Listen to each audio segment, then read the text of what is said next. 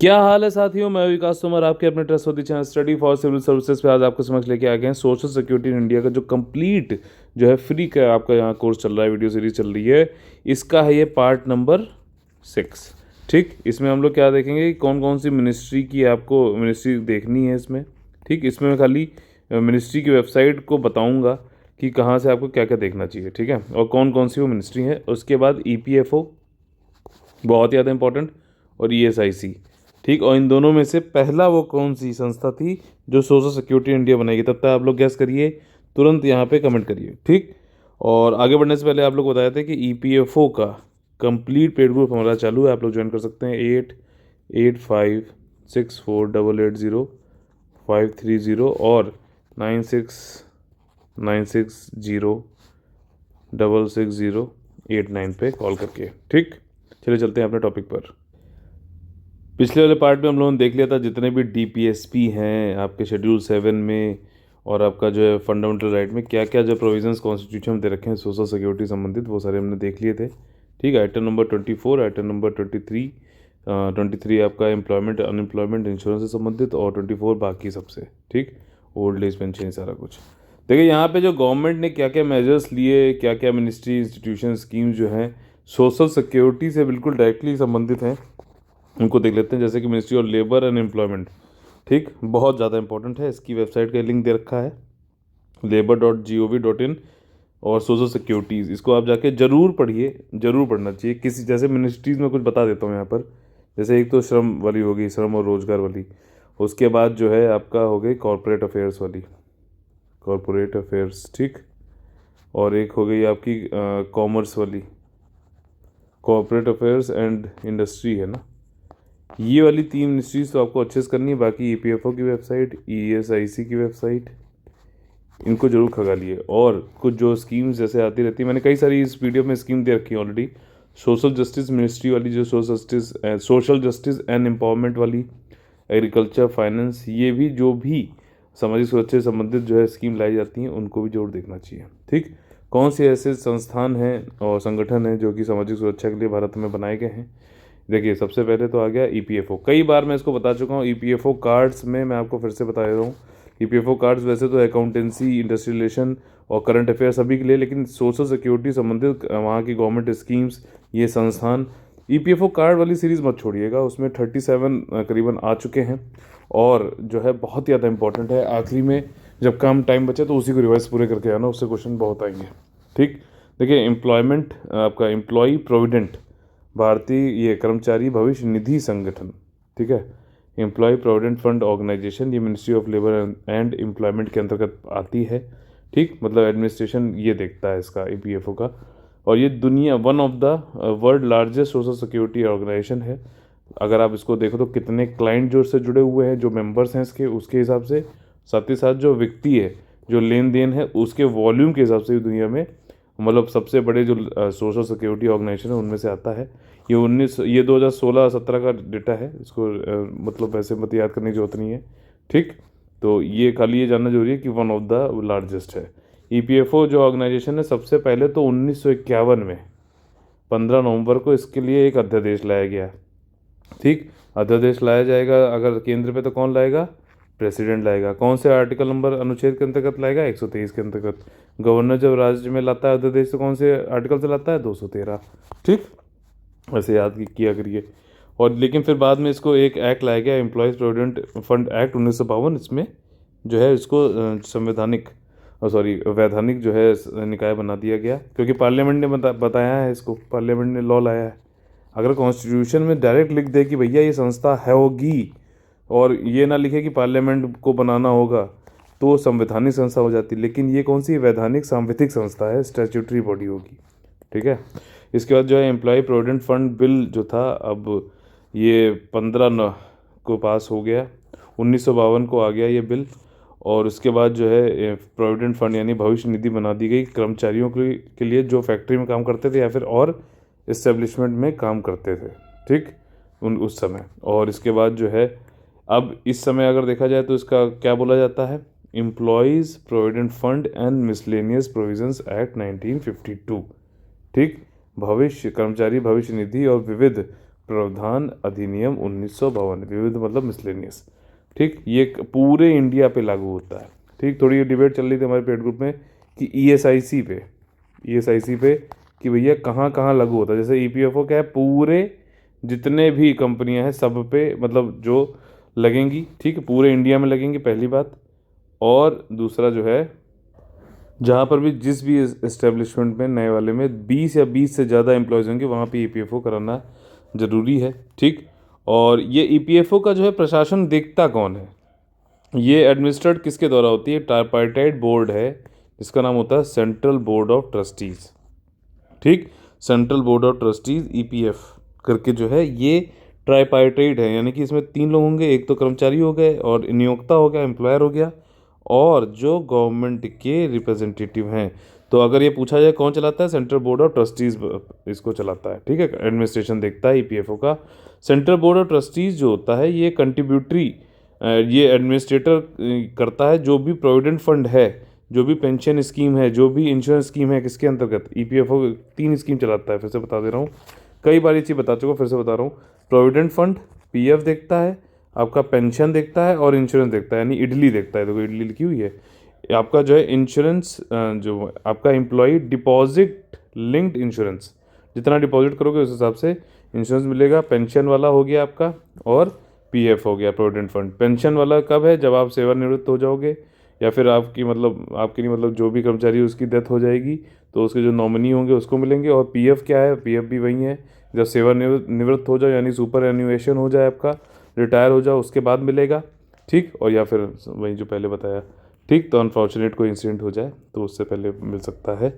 और हाँ, देखो कई लोग ये पूछा था कि ईपीएफओ के जो है पार्शियल ये क्या होता है, विड्रॉल क्या होता है। भाई शादी के लिए या फिर कोई इलनेस हो जाए, जैसे कोविड के टाइम पे काफ़ी ज़्यादा जो है ये लोगों ने जो है पार्शियल विड्रॉल किया है। ठीक, पार्शियल विड्रॉल बहुत हुआ है, लोगों ने किया है।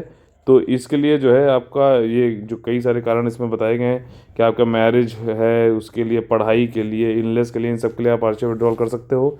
साथ ही साथ आप ईपीएफ अकाउंट बंद भी कर सकते हो। पीएफ अकाउंट क्यों, अब आप लोग को ये लग रहा है बंद कर, अगर कोई कई लोग ये पूछे थे सर 60 साल से पहले बंद कर दें तो क्या तुरंत पैसा मिल जाएगा। अरे नहीं यार, जब ये बोला गया है सुपर एन्युएशन तो आप चाहो 1 साल करो, उसके बाद बंद कर दो, वो मिलेगा तभी। ठीक है ना, ये नहीं है कि आप कल को उसको बंद कर दो। ये प्रोविडेंट फंड है, भविष्य निधि है। तो ये शॉर्ट टर्म वाला ये काम, मतलब ये ऐसी सोच भी मत रखिए प्लीज़। बस हाँ, कन्फ्यूज़न अगर है तो उसको समझना जरूरी है। तो ये सेंट्रल बोर्ड ये आपका जो है प्रोविडेंट फंड, पेंशन फंड और इंश्योरेंस स्कीम को जो है प्रशासन इसका देखता है। और जो भी वर्कफोर्स जो है ऑर्गेनाइज सेक्टर में, ध्यान रखना ईपीएफओ किस में है, संगठित क्षेत्र में जो है उसी पे लागू होता है। और जो ये बोर्ड है ये आपके असिस्ट किया जाता है कई सारे ऑफिसर्स के द्वारा। 211 के करीबन मैंने अभी चेक किया, 211 के करीबन जो है इनके रीजनल क्षेत्रीय ऑफिसर्स हो गए हैं। और हेडक्वार्टर कहाँ पर है, दिल्ली में। ईपीएफओ की बात हो रही है। ठीक, और ऑर्गेनाइजेशन जो है ये ट्रेनिंग भी कराता है। ट्रेनिंग में जो ऑफिसर्स हैं ईपीएफओ के, जो एम्प्लॉय है ईपीएफओ के, उनकी ट्रेनिंग भी होती है। साथ ही साथ जो एम्प्लॉयर्स हैं और बाकी जो एम्प्लॉयज़ के रिप्रेजेंटेटिव आते हैं ना, जो ट्राइपार्टाइट अभी बताया, उनकी भी प्रशिक्षक कराता है आपका, उनकी भी जो है ये ट्रेनिंग हो सकती है। ठीक, ट्रेनिंग, सेमिनार, ये सारी चीज़ें। फिर जो ईपीएफओ जो है इसका प्रशासनिक कंट्रोल नियंत्रण किसका होता है ईपीएफओ के ऊपर, मिनिस्ट्री ऑफ लेबर एम्प्लॉयमेंट यानी श्रम और रोजगार मंत्रालय। ये बोर्ड जो है 3 स्कीम को चलाता है, पहले भी बताया फिर बता दे रहा हूँ। ईपीएफ स्कीम 1952, पेंशन स्कीम 1995, और यहाँ पे बस ये ईयर याद रखना इसलिए बोल रहा हूँ। और आपका जो है इंश्योरेंस स्कीम 1976। ठीक, ये बात समझ में आ गई। अब देखिए ईपीएफओ की स्कीम जो होगी 1952 में आ गई आपकी प्रोविडेंट फंड वाली। इसमें जो भी धन आप संचय करते हो, ठीक, उस पर आपको इंटरेस्ट मिलता है, ब्याज मिलता है, और जब रिटायरमेंट तक या फिर जो है ये डेथ तक। और उसके बाद पार्शियल विड्रॉल भी आप कर सकते हो एजुकेशन, मैरिज, इलनेस और हाउस कंस्ट्रक्शन के लिए। हाउसिंग स्कीम जो है प्रधानमंत्री जी की हाउसिंग फॉर ऑल वाली 2022 तक, इसमें जो है ईपीएफओ के अगर आप मेंबर हो तो आपको इसका फ़ायदा मिलेगा। पेंशन स्कीम जो 1995 में आई, ये मंथली बेनिफिट देती है रिटायरमेंट के बाद, या फिर डिसेबिलिटी हो जाए, सर्वाइवर, विडोवर या चिल्ड्रन को दिया जाएगा पेंशन। पेंशन जो है मिनिमम पेंशन मिलती है दिव्यांगजनों को। और जो है पास सर्विस बेनिफिट, जो ये पहले स्कीम कौन सी थी 1976 में आई ना, ये पेंशन स्कीम 1995 में आई, सॉरी।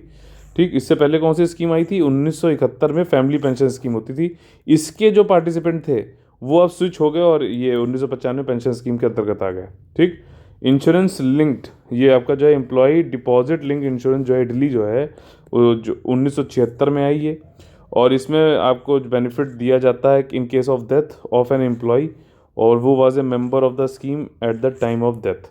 ठीक, जो भी मतलब इंश्योरेंस बीमा मिलेगा अगर डेथ हो जाती तो जो लोग जो भी मेंबर थे उनके जो भी नॉमिनी होंगे। ठीक, और बेनिफिट जो है वो 20 गुना हो सकता है जितना भी वेज है उसका, या फिर मैक्सिमम 6 लाख होगा। कई लोग आके जो है कमेंट कर रहे थे कि 6 नहीं सर 7 लाख हो गया है। अगर ऐसा है तो आप प्रूफ लाइए, मैं इसको सही कर दूंगा, कोई दिक्कत नहीं है। ठीक, बट ऐसा मुझे तो नहीं दिखा। विजन क्या है ईपीएफओ का? विजन यही है कि हम दुनिया के जो है सामाजिक सुरक्षा के बहुत बड़े जो है वर्ल्ड क्लास ऑर्गेनाइजेशन बनना चाहते हैं। हमारा काफ़ी फ्यूचरिस्टिक हम सर्विसेज देना चाहते हैं, तकनीक का बहुत ज़्यादा, प्रौद्योगिकी का, टेक्नोलॉजी का काफ़ी ज़्यादा यूज़ करना चाहते हैं। ठीक, जो विजन है 2030, ठीक, मान लो यही ईयर पूछ लेगा कि ईपीएफओ का विजन क्या है, 2020 है कि 2030 है कि 2035 है कि 2025 है, तो याद रखना 2030 है।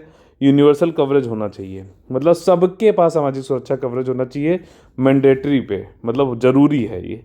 कैसे? प्रोविडेंट फंड, पेंशन और life insurance for all workers जो भी कंट्री में काम कर रहे हैं। ऑनलाइन सर्विसेज हमें देनी चाहिए ईपीएफओ के, और state of the art technology को हमें लेना है।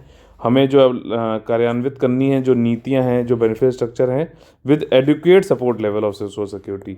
ठीक, मतलब सोशल सिक्योरिटी ऐसी होनी चाहिए कि जो एडुकेट हो। बस ज़रूरत है 100 रुपये दे रहे हैं, 10 रुपये तो कोई फ़ायदा नहीं है।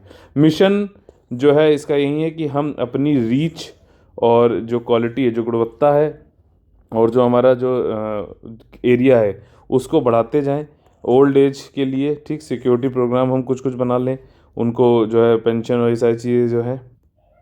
कुल मिला के यहाँ पे देखिए ये कह रहा है कि जो आपका ईपीएफओ है उसका मिशन ये है कि जो भी जो है सार्वजनिक रूप से जो old age income security programme चल रहे हैं, ठीक, आपका ये वृद्धावस्था वाले आय सुरक्षा कार्यक्रम जो चल रहे हैं उनकी पहुंच और गुणवत्ता का विस्तार करना है, और उनको जो है इस तरीके से कंसिस्टेंटली उनका अनुपालन होता रहे, लाभ वितरण उनको होता रहे सुसंगत और निरंतर सुधारक मानकों के अनुसार। ठीक, मतलब इसको हम निरंतर चलाते रहें, लोग इसको जो है लोग ज़्यादा लोगों तक जाए, क्वालिटी भी इसकी बढ़ाएं। ठीक है ना, और इस तरीके से बढ़ाएं कि काफ़ी जो है लोगों के मन में हमारे लिए जो है ट्रस्ट आ जाए, मेन चीज़ है। ठीक, ईपीएफओ का ये मिशन है। ठीक, अपनी वो बता रहा है कि हम क्या चाहते हैं, हम किस तरीके से काम करना चाहते हैं, कितना बढ़ाना चाहते हैं। लोग के अंदर कॉन्फिडेंस आए कि फेयरनेस, ऑनेस्टी और इंटीग्रिटी के साथ काम करते हैं। लोग के जो है आर्थिक और सामाजिक वेलबींग जो है, जब हम ऐसा करेंगे तो आर्थिक सामाजिक जो वेलबींग है नेशन की भी बढ़ेगी। टेक्नोलॉजी को ज़्यादा से ज़्यादा यूज़ करना है, कम जो है लोग जो है जैसे आए तो टेक्नोलॉजी से सीधे ऑनलाइन यूज़ करें, और फिर अपनी जो जो भी उनको सहायता चाहिए वहीं से उनको मिल जाए आसानी से। हैसल फ्री होना चाहिए, सर्विसेज देनी चाहिए। ठीक, उनको मतलब कभी मान लीजिए पीएफ लेने गए तो घंटों लाइन नहीं, या फिर एक एक हफ्ते तक वेट ना करना पड़े, उनको सारे काम आराम से हो जाए, बल्कि ऑनलाइन हो जाए। ठीक, यहाँ पे देखिए ट्रस्ट ताकि बना रहे, इसके लिए फंक्शनिंग में हमें ईपीएफओ क्या क्या जोड़ना चाहिए ये बताया गया यहाँ पे। मिनिमम इंटरफेस होना चाहिए, मैक्सिमम आउटपुट होना चाहिए। ठीक, ये नहीं कि इधर से उधर भगा रहे हैं, वहाँ से यहाँ जा रहे हैं, फिर यहाँ जा रहे हैं, फिर वहाँ जा रहे हैं, काम कुछ नहीं हो रहा है, तो ये नहीं कराना है। बाबू वाला तरीका नहीं होना चाहिए। और इम्प्रूव्ड और रिलायबल फैसिलिटी होनी चाहिए ऑनलाइन सर्विसेज के लिए। ठीक, और ऑनलाइन मतलब अच्छे से आप वहीं पे जाओ, आराम से अपना जो भी पीएफ वीएफ डालना है, कंट्रीब्यूशन करना, सब आराम से करो। रियल टाइम मंथली अपडेशन होना चाहिए, कितने मेंबर, क्या अकाउंट, सारा कुछ ऑनलाइन एक्सेस होना चाहिए। जैसे आपका अकाउंट है तो आप अपना ऑनलाइन देख लो कितना क्या चल रहा है। इंश्योर करो कि एक एम्प्लॉय का एक ईपीएफ अकाउंट हो। ठीक, वो सब जगह मतलब ensure one employee one EPF account, ये नहीं कि एक ही का जो है वो दो दो अकाउंट हो या फिर इधर उधर ओवरलैपिंग हो रही है। रिड्यूस करो टाइम का सेटलमेंट, मतलब जो भी क्लेम कोई कर रहा है, पहले आज अभी अगर 20 दिन है तो हम चाहते हैं 3 दिन में उसका सेटलमेंट क्लेम जो है हम कर दें पूरा। जो भी क्लेम करे उसका सेटलमेंट 3 दिन में हो जाए। और ईज़ ऑफ कंप्लायंस होना चाहिए, अनुपालन की आसानी को सुगम बनाना है। और इनकरेज करें और प्रमोट करें वॉलंटरी कंप्लायंस, लोग खुद आएँ, खुद अपना कंट्रीब्यूशन करते रहें, खुद मतलब जो भी चीज़ें हम मांग रहे हैं ज़रूरी है वो खुद अपना काम कर सकें। तो यही है ना, आराम, सिंपल करो, ट्रांसपेरेंसी करो, जो है फैसिलिटेट करो, ये सबसे हो जाएगा। Keep up the vigil and ensure proper compliance by all establishment.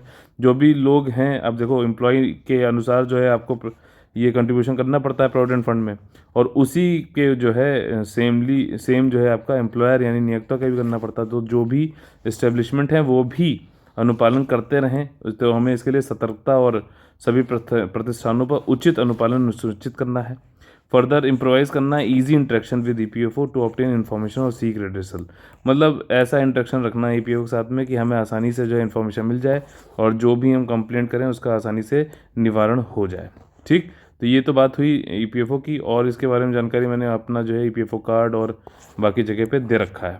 अब देखिए यहाँ पे अगली संस्था कौन सी आ गई, एम्प्लॉय स्टेट इंश्योरेंस कॉर्पोरेशन, ये भी ministry of labour and employment के अंतर्गत है। और ये समझिएगा, एक ईपीएफओ वैसे आप लोग पढ़ रहे हैं और जिन्होंने ये चीज़ नहीं पढ़ी वो जरूर ये गलत कर के आएंगे। ईपीएफओ मतलब आपका अगर देखा जाए सोशल सिक्योरिटी के लिए एम्प्लॉय स्टेट इंश्योरेंस एक्ट जो है ईपीएफओ से भी पहले आ गया था, 1948 में आ गया था, ये एक्ट की बात हो रही। ठीक, ये फर्स्ट मेजर लेजिस्लेशन कानून था सामाजिक सुरक्षा के लिए अपने वर्कर भाइयों के लिए, ठीक है, अपना स्वतंत्र भारत में। और ये वो समय था जब इंडस्ट्री हमारी जो इंडस्ट्री थी काफ़ी बचपने वाले उसमें अवस्था में थे, नवजात अवस्था में थी, और जो कंट्री वो बहुत ज़्यादा डिपेंडेंट थी किस पे, इम्पोर्टेड गुड्स पर, जो कहाँ से आते थे, विकसित या फिर बहुत तेज़ी से जो है विकासशील देशों से आते थे। जो भी हमारा मैन पावर था जो विनिर्माण प्रक्रियाओं में लगा हुआ था वो काफ़ी कम लगा हुआ था। डिप्लॉयमेंट जो था मैन पावर का मैन्युफैक्चरिंग प्रोसेस में काफ़ी कम था। सिर्फ 3 ज़्यादातर इंडस्ट्रीज देखा जाए तो जूट, टेक्सटाइल और केमिकल्स, जूट कपड़ा और रसायन में था। ठीक, जो लेजिस्लेशन लाया गया, क्रिएशन 1948 में किया गया ईएसआईसी का, और डेवलपमेंट किया गया full proof multi dimensional social security system. ठीक, ये जो कानून लाया गया इसका मकसद यही था कि हमें बनाना है और विकसित करना है एक इस तरीके का सोशल सिक्योरिटी सिस्टम जो कि कंपनी की इकोनॉमी को, ठीक, जो कि बहुत ही मतलब अनुभवहीन थी, फ्लजलिंग मतलब अनुभवहीन स्थिति में थी, उसको जो है एक ऐसे सामाजिक आर्थिक जो है सुधार में ले जाना है। मतलब हमें ऐसा सिस्टम बनाना है सोशल सिक्योरिटी का कि जो हमारा भारत है जब आज़ाद हुआ तब काफ़ी अनुभवहीन था भाई ये सब कामों से। तो हम ऐसा कुछ काम करें, ऐसा कुछ प्रक्रिया बनाएं, ऐसा कुछ प्रणाली बनाएं कि सामाजिक आर्थिक जो है सुधार हो सके हमारे वर्कफोर्स का, भले ही जो है लिमिटेड हो नंबर में और भले ही जो है जोग्राफिकल डिस्ट्रीब्यूशन उसका भी कम हो, लेकिन हमें कार्य करते जाना है। ठीक, और इंडिया जो है ने इस पर लीड लिया, आगे बढ़ चढ़ के उसने एग्जाम्पल के साथ सेट किया, ऑर्गेनाइज सोशल प्रोटेक्शन दिया वर्किंग क्लास को, और किसके द्वारा, आपका वैधानिक प्रोविजंस के द्वारा, प्रस्तावों के द्वारा, ठीक, वैधानिक प्रावधानों के द्वारा। ठीक है, ईएसआईसी एक्ट जो है 1948 ये बताता है कि सर्टेन हेल्थ रिलेटेड इवेंचुअलिटीज़, मतलब ये ईएसआईसी क्या है, इंश्योरेंस है ना, एक इंश्योरेंस बीमा आपका कर रहा है। तो ये ज़्यादातर आपने देखा होगा ईएसआईसी हॉस्पिटल्स, सुना होगा, देखा होगा। ठीक, तो ये ज़्यादातर जो है आपका कोई भी अगर कोई घटना हो जाए, दुर्घटना हो जाए, तो उनके लिए जो है वर्कर्स के लिए है ये। और जैसे कि जो वर्कर ज़्यादातर जिसके लिए जिस पे मतलब उनके होने के चांसेस होते हैं, जैसे कि बीमार पड़ जाए, मैटरनिटी, ठीक, आपका मातृत्व से संबंधित है, इस अस्थायी और स्थायी अपंगता हो जाए, ठीक, ऑक्यूपेशनल डिजीज़ हो जाए, डेथ हो जाए ड्यू टू एम्प्लॉयमेंट इंजरी कोई हो जाए, ठीक, लॉस, मतलब इन सब के कारण की वजह से क्या है कि आपका जो वेतन है वो ख़त्म हो जाए, ठीक, कैपेसिटी जो अर्निंग है वो या तो पूरी ख़त्म हो जाए या फिर कुछ ख़त्म हो जाए। सोशल सिक्योरिटी प्रोविजंस जो है इस वाले कानून में, ईएसआईसी वाले कानून में, टू काउंटर बैलेंस और निगेट द रिजल्टिंग फिजिकल, तो मतलब वो इसलिए बनाया गया सोशल सिक्योरिटी प्रोविजंस कि अगर ऐसी कोई इवेंचुअलिटीज़ दुर्घटना घटना इस तरीके की होती है तो हम कम से कम, मतलब जिसकी वजह से जो है फिजिकल कुछ लॉस हो जा रहा है और फाइनेंशियल कुछ वित्तीय जो है कुछ परेशानियां आ जा रही हैं, तो हम उसको बैलेंस कर सकें। ठीक, और कंटिजेंसी कोई आकस्मिकता आ जा रही है तो हम उसको बैलेंस कर सकें, ये काम है इस वाले एक्ट में सामाजिक सुरक्षा के प्रावधानों को द्वारा। ठीक, ताकि हम अपहोल्ड कर सकें जो है ह्यूमन डिग्निटी, यानी कि मानवीय जो गरिमा है उसको बनाए रखें। मतलब होता है यार, कोई किसी की जॉब चली जाए उसके साथ क्या फील हो रही है, घर की प्रॉब्लम, फैमिली की प्रॉब्लम, ठीक, फिर खुद उसको जॉब मिल नहीं रही है, लोग दुत्कार रहे हैं, बहुत मेंटल प्रेशर होता है। लेकिन जो लड़ता है वो बढ़ता है, मुझे मालूम है, लेकिन सबके अंदर वो चीज़ नहीं होती। हम ये मान के नहीं चल सकते कि यार परेशानी आई तो हर कोई अपने आप से लड़ लेगा, हमें भी हाथ बढ़ा के उसकी मदद करनी चाहिए। ठीक, भले ही वो मदद मांगे या ना मांगे, अगर आपको लगता है कि आपको मदद करनी चाहिए तो आपको एक बार पूछना ज़रूर चाहिए। ये मेरी आपसे रिक्वेस्ट भी है, ये आपको करना भी चाहिए। ठीक, जो मैं खुद करता हूँ मैं वहीं बोलता हूँ, ध्यान भी रखना। यहाँ पे देखो ह्यूमन डिग्निटी जो है बनी रहे, ये सारी चीज़ें हैं। कब? क्राइसिस के टाइम पे। जैसे कोविड आ गया तो क्या हुआ, देखो कितने लोग जो है बेघर हो गए, कई लोग तो घर नहीं पहुंच पाए यार, और कई लोग तो घर बिना पहुंचे रास्ते में ही मर गए। मतलब बहुत ही ज़्यादा दुर्गति हुई, माइग्रेटरी जो लेबर्स थे उनके साथ, माइग्रेंट जो लेबर थे उनके साथ तो बहुत ही ज़्यादा दिक्कत हुई है। ठीक, तो ये है। और प्रोटेक्शन, हमें उनको सुरक्षा देनी है अभाव से, क्षतिग्रस्तता से, विनाश से और सामाजिक क्षरण से, यानी डेप्रिवेशन, डेस्टिट्यूशन, आपका सोशल डिग्रेडेशन, इन सब से जो है हमें उनको सुरक्षा संरक्षण देना है, ताकि जो है समाज में वो रिटेन हो सकें आराम से। और जो भी मतलब वो लोग जो है काफ़ी उत्पादकता उनकी बनी रहे। ठीक, और सोशली जो है यूज़फुल रहे, मतलब समाज में भी सुधार अपना योगदान करते रहें। ईएसआईसी जो है एक तरीके का जो है ऑटोनोमस बॉडी, यानी कि स्वायत्त निकाय है, और ये मेडिकल सर्विसेज को जो है रेगुलेट, विनियमित करता है, जो कि ईएसआईसी स्कीम के द्वारा प्रोवाइड किए जाते हैं अलग अलग स्टेट और यूनियन टेरिटरीज़ में। ठीक, इसके बाद जो है आपका आ गया पीएफआरडीए। पीएफआरडीए क्या है? Pension fund and regulatory authority है। ठीक, इसके बारे में मैंने वैसे तो बताया ईपीएफओ कार्ड में, लेकिन फिर इसको यहाँ पर एक बार रिवाइज हो जाएगा आपका। ये एक जो है वैधानिक अथॉरिटी है आपकी, जिसको पार्लियामेंट ने अपने एक लॉ के द्वारा बनाया गया है। ठीक, और ये रेगुलेट करता है और संरक्षण, वो आपका संवर्धन भी करता है कि किस तरीके से नेशनल पेंशन सिस्टम चले। ठीक, राष्ट्रीय पेंशन प्रणाली किस तरीके चले, इसका जो है विनियमित भी करता है, प्रमोशन भी करता है, सुरक्षा भी इसको देता है, और विकसित भी करता है, विकास भी करता है। और ये किस डिपार्टमेंट के अंतर्गत काम करता है? मिनिस्ट्री ऑफ फाइनेंस, और उसके department of financial services, department of financial services. PFRDA किसके अंतर्गत आता है? डिपार्टमेंट ऑफ फाइनेंशियल सर्विसेज, ध्यान रखना। ठीक, और इसके बाद जो है कुछ अगला वाला जो है और ज़्यादा इंपॉर्टेंट होने वाला है, पार्ट नंबर 7, जिसमें हम लोग गवर्नमेंट स्कीम देखेंगे। देखिए, प्रधानमंत्री किसान मानधन योजना, ये मैं वैसे ईपीएफओ कार्ड में करा चुका हूँ, तभी मैं बार बार बोलता हूँ, आप लोग वीडियो का वेट करते हो, ऑलरेडी गिवन है वो। ठीक, प्रधानमंत्री श्रम योगी मानधन योजना, ठीक है, अटल पेंशन योजना, देखिए सारी सब कवर हो जाएगा इसमें। आपका ये सेंट्रल विक्टिम कंपनसेशन फंड। ठीक, जो बाकी लोग देख रहे हैं वो लोग भी बना सकते हैं इस पर। और आपका देखिए एम्प्लॉय पेंशन स्कीम, इस पर वीडियो वैसे मैं देख चुका हूँ, और प्लेलिस्ट में पड़ा हुआ है इसी वाले अपने ओनली करंट अफेयर चैनल पे। एम्प्लॉय स्टेट इंश्योरेंस स्कीम, अब ये कौन कौन सी स्कीम कराता है ये भी तो समझेंगे। ठीक, तो अगले पार्ट में सब देखेंगे। चलिए, तब तक के लिए जय हिंद, जय Bharat, all the very best है।